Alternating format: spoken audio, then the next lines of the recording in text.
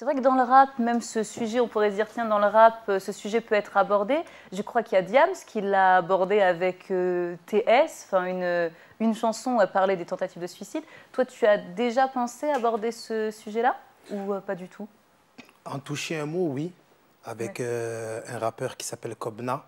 J'ai fait un morceau avec lui. C'est un gars qui habite au Canada. D'accord. Donc voilà, j'en ai un tout petit peu parlé, mais d'en faire un thème, jamais. Je pense que c'est un sujet qu'il faut connaître, ou peut-être une personne de ta famille à qui c'est arrivé ou quoi.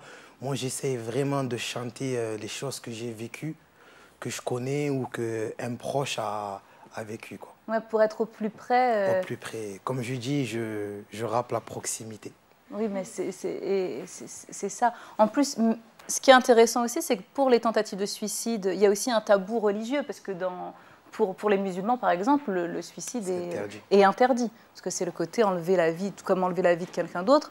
Donc là aussi, ça peut être intéressant de voir sous cet aspect-là, sous cet aspect religieux. Elsa Triolet, elle disait ça, elle disait il n'y a pas de suicide, il n'y a que des meurtres. Oui, c'est ça, il y a un dédoublement. J'étais au collège, Elsa Triolet. Ah ouais. Est-ce qu'elle t'a dit ça alors? Elle n'était pas là. Elle n'était pas là, elle reposait. C'est l'arnaque, ça. On n'a que des noms, que les noms de collège où on ne rencontre jamais les personnes. Ouais. Sont déjà Jean Moulin aussi. Picasso, dédicace à tous ces collèges-là. Ouais. Donc on va justement continuer avec toi et on pourra revenir ensuite sur mon actu. Sur ton actu aussi. Avec Alonso, donc alors, rappeur, c'est quoi la différence entre le rap marseillais? Parce que depuis, il y a eu Ayam, les psychiatres de la rime, et maintenant Alonso, c'est ça le... Ouais. Mais il n'y a pas de différence, il n'y a pas de différence. C'est peut-être l'accent. Peut-être l'accent et aussi le climat où on vit. C'est quand même, il y a des quartiers dans la France entière, mais c'est différent. C'est différent. Nous, nos quartiers, ils sont au bord de la mer. Donc, il y a quand même des différences dans la manière dont on vit. Donc, peut-être ça se ressent un peu dans nos textes, mais dans le fond, ça reste les mêmes problèmes. Mais toi, tes influences, c'est plutôt des groupes comme La Rumeur, Oxmo Puccino, ou à l'ancienne La Secret Connection, ou alors dans le genre rap engagé et tout ça, ou alors comment tu te situes, même à NTM pour aller vers les plus anciens, ou Ayam, comment tu te situes par rapport à eux? Qui t'écoutait quand tu étais jeune en fait? Beaucoup NTM et Ayam, mais j'étais pas en âge de comprendre leurs textes réellement. Je pense que le premier groupe qui m'a beaucoup inspiré, c'est la Funky Family. FF, c'est un groupe de Marseille. Voilà. C'était en pleine crise d'adolescence, 16-17 ans. Donc là, je commençais, parce que j'ai commencé à 12 ans la musique. Donc je faisais semblant de comprendre. Je dire, j'ai commencé à 12 ans la crise d'adolescence. Non. Non, il a commencé maintenant sa crise d'adolescence. Donc je faisais semblant de comprendre un peu les paroles d'Akhenaton, qui est quelqu'un de très cultivé. Ça te faisait semblant? Ouais, j'essayais de comprendre, mais je ne comprenais pas tous les mots en fait. Ah, tu te dis, ah bah oui, bah, en plus avec toute la mythologie. Donc des fois, voilà, j'allais chercher un peu dans le dictionnaire et tout. C'est bien, il a fait ouvrir le dictionnaire à beaucoup de jeunes, n'empêche, Akhenaton. Mais c'est vrai que c'est beaucoup. Par le petit Robert. C'est vrai que c'est beaucoup la Funky Family et avec des mots super simples. Et j'étais un peu plus âgé, donc voilà, ça a été mes influences. Ouais. Et qu'est-ce que tu penses alors du... Toi, tu te situes comment? Est-ce que c'est plutôt un rap engagé? Parce que tu parles beaucoup, quand tu dis « je suis le quartier », donc outre l'image comme ça, tu te places comme un porte-parole un peu des quartiers. Tu te vois comme ça, comme du rap engagé, accessible et engagé ou... Pas trop, parce que moi j'aime bien dire que je fais ni du rap engagé, ni du rap mélancolique, ni du rap conscient. Voilà, moi je fais du rap de proximité. Comme j'aime bien me répéter, mais je parle de ce que je sais. Je ne vais pas commencer à extrapoler comme le font certains rappeurs. Tu parles de l'impression, pas du tout, où on a l'impression de vivre des fois à Chicago. Et je n'ai pas lu assez de livres aussi pour apprendre la vie aux autres. Moi, dans mes chansons, tu vas avoir mon simple constat. J'estime être le reflet de la société. Donc, il y a du bon, du mauvais, de la douceur, de la violence. Il y a un peu de tout. Comme cette vie, comme ce pays, tout simplement.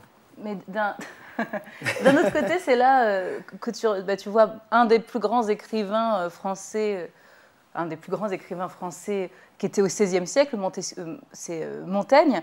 Lui aussi, son seul sujet, c'était lui-même. Mais du coup, en allant au plus profond dans lui-même, c'est là où il retrouvait, il dit, chaque homme porte en lui lui-même condition. Au plus profond tu vas en toi, avec sincérité, plus finalement tu finis par parler à beaucoup de gens. Parce que quand on regarde les commentaires sur tes vidéos, enfin à la suite, les jeunes se retrouvent vraiment en toi. Donc finalement, c'est à la fois personnel et c'est le fait de parler universel. De moi.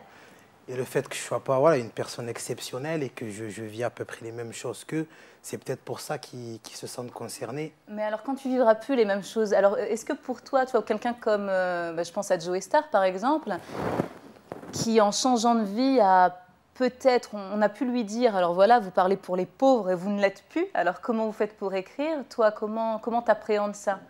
Puisque pour l'instant, tu t'inspires de ton vécu, mais ton vécu va changer. Enfin, par exemple, si tu cartonnes vraiment, ton vécu change, ne serait-ce que financièrement. Est-ce que tu penses que tu auras encore de quoi écrire, puisque tu t'inspires de ton vécu? Tu es un peu le proxy du rap. Tout dépend du climat où tu vis. Nous, notre premier album, il est sorti en 2002. Il faut savoir que quand même, on a 3 disques d'or, mais ça n'a pas changé mais c'est le collectif, c'est Psychiatre de la rime, c'est le collectif, parce qu'une réussite individuelle, c'est un petit peu différent quand même. Peut-être. Donc peut-être, toi, on va voir.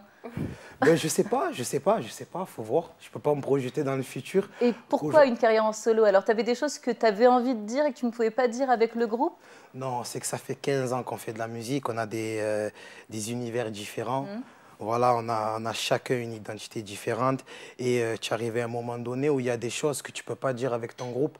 Par exemple, moi, il y a un thème qui s'appelle « Mon père, c'est ma mère » dans mon album, que j'ai attendu de faire mon album solo pour l'aborder parce que le reste de mon groupe, Dieu merci pour eux, ils ont vécu avec leurs 2 parents et moi non. Donc c'était plus personnel. Et je pense que tout le long d'une carrière, il y a plein de thèmes comme ça qui arrivent et que tu essayes de mettre à gauche et tu attends la chance de faire un album solo pour pouvoir en parler, quoi, tout simplement.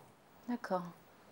Moi, je voulais savoir, comme Ayam, on disait à Kenaton, il y avait des références, tout ça. J'ai vu que votre album qui est sorti le 1er février, c'est ça? S'appelle Les temps modernes. C'est une référence à Charlie Chaplin? Non, non, non, non. Ce film, je l'ai vu au CM2. En CM2, mais c'est un pur hasard. Parce que c'est bien aussi, ça donne un petit label, ça... C'est vrai, mais je me suis rendu compte juste après, en fait. Mais c'est heureusement qu'il est mort, Charlie Chaplin, sinon vous aurez réclamé des droits d'auteur. Hein. C'est vrai, hein? Qui sait? On parlait de changement de carrière, passer du collectif à l'individuel. Donc, on arrive à Hassan avec son... Donc, tu passes du collectif... Enfin, je sais pas, parce que ça se fait aussi en même temps. Hein. À part ça, tout va bien. Et ton spectacle à 100%, donc Hassan %, avec un petit jeu de mots sur ton prénom, prononcé un peu à l'occidental. Donc, dis-nous un peu, c'est quoi ce spectacle? Enfin, je sais pas, peut-être que vous l'avez vu ou pas? Mais non. Non? Je vous invite. Mais avec plaisir. Non, c'est des invitations payantes. Il fait un petit peu. C'est une invitation quand même. J'invite. Qui gagne sa vie. C'est comme sur Facebook, t'invites, mais tu payes. Tu payes pas encore sur Facebook? Non, c'est-à-dire les gens, tu les invites. Oui. Mais ils m'envoient un mail, ils me disent j'arrive. Et ils arrivent à l'accueil, ils me disent mais il m'a invité sur Facebook. Ah, c'est terrible là. Donc, non, je te jure, ils sont 15 à venir comme ça. On m'a invité sur Facebook. Je fais ouais, mais c'est une invitation. Donc maintenant, virtuelle. Si vous marquez invitation, forcément, les gens croient qu'on les invite. Vous marquez, je vous invite pas, mais vous venez. Bon, par contre, toi, je t'invite. D'accord, c'est très gentil. Cool. Je me préparais. Et puis, donc, mon one man show, donc à 100%, je l'ai écrit avant le collectif. Oui. En fait, je l'ai écrit. Donc, mon parcours, un peu en 2 minutes, c'est qu'à 17 ans, moi, je suis né au Havre, en Normandie, de Marrakech. Et donc, je suis né là. Donc, je suis né là-bas. C'est une des plus grosses villes arabes, hein, le Havre. Oui, c'est au Maroc, c'est ça? C'est pas loin, c'est juste en haut. C'est juste en haut. C'est comme Poitiers. Exactement, c'est comme Poitiers. Et donc j'arrive là-bas, à 17 ans, je ne savais pas quoi faire. Et donc, j'ai postulé. Quitté ma province, un enterré Paris. Bon, d'accord, je vous laisse. Je suis désolée, mais là, j'ai un coup Non, de mais chaud. c'est bien, continue. Je cherche une première partie. Hein. Et donc, à 17 ans, je suis parti, j'ai vu une annonce, partir à l'étranger, sans diplôme. J'ai fait, mais c'est une blague. Sans diplôme, donc j'y vais. Et en fait, c'était géo. Ah oui. Bip bip. Tu es un peu le Lagap arabe alors. Hein, non, attention. Il était J'ai organisé. encore des cheveux. Non, ça va. Et donc, ça marche bien, le big deal et tout ça. Et donc je suis parti et en fait j'étais animateur en club de village et j'ai fait ça pendant 4 ans. Donc j'ai fait la Grèce, la Turquie, j'ai fait l'Égypte, j'ai fait la Bulgarie. Si vous voulez voyager gratuitement, c'est un peu de la promotion pour devenir... J'ai fait la Croatie. Non mais en fait t'es jeune de quartier puis tu sais pas quoi faire et puis tu dis... Tu es jeune, tu n'as pas de diplôme, va au Club Med. C'est ça un petit peu. Non mais c'est ça et en fait si tu veux là-bas j'ai appris à me connaître, j'ai appris à enlever tous les codes de quartier, j'ai appris à monter sur scène.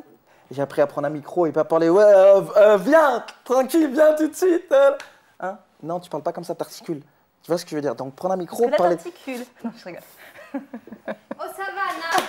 Oh là là. Je suis désolée. Je cherche une troisième partie. On s'est croisés au Festival du Livre de Casablanca. C'est vrai. Donc vas-y, donc c'est pour ça que je me permets. Parce que lui m'a vanné avant et c'est pas filmé. Je l'ai taillé, c'est pas fini, encore une heure. Vas-y. Et puis si tu veux, donc ça m'a permis de monter 4 fois sur scène devant 500 personnes. En France, tu peux pas le faire. Donc j'ai appris à me connaître, que ce soit l'expression corporelle ou que ce soit l'écrit. Donc j'ai commencé à écrire et puis jouer devant eux. Et donc dès que je suis rentré, j'ai fait ça 4 ans, je suis rentré, je suis devenu commercial. Parce que comme j'avais la tchatch, c'était facile pour moi.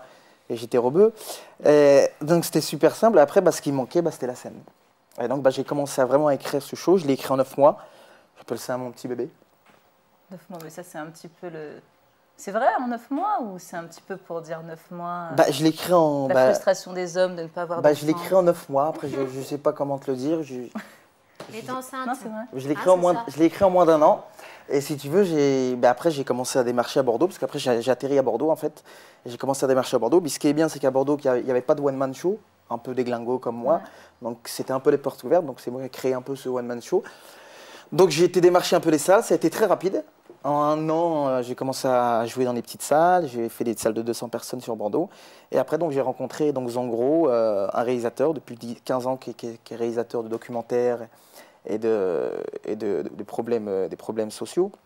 Et donc, il m'a proposé, Hassan, j'ai un truc pour nous, je veux monter la première comédie islamique. Donc oui, c'est ça, c'est à part ça, tout va bien. Première comédie islamique ou sous-titrée, les musulmans, qui pensaient que les musulmans n'avaient pas d'humour. Qui a dit que les musulmans n'avaient pas d'humour. Et en fait, quand il m'a dit ça, j'ai rigolé, mais j'ai fait, non mais t'es malade ou quoi? Qu'est-ce qui t'arrive?